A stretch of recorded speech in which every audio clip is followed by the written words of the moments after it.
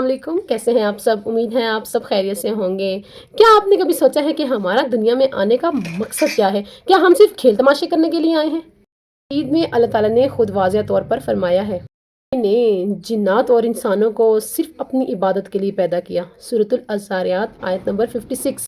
انسان کو دنیا میں آزمائش کے لیے بھیجا گیا ہے تاکہ پتہ چلے کہ کون اپنے رب کا فرما بردار ہے اور کون نافرمان۔ دنیا میں ہمارا مقصد بہت واضح ہے، خالص اللہ کی عبادت کرنا۔ صرف نماز پڑھنا ہی نہیں بلکہ ہر وہ نیک عمل عبادت ہے جو صرف خالص اللہ کے لیے ہو، جیسے کہ نبی پاک صلی اللہ علیہ وآلہ وسلم کی سنت پر عمل کرنا، علیہ وسلم کی احادیث مبارک جو ہیں ان کے مطابق اپنی زندگی بسر کرنا، انسانیت کی خدمت کرنا، برائی سے بچنا اور بھلائی پھیلانا، تیاری کرنا، کیونکہ یہ زندگی عارضی ہے۔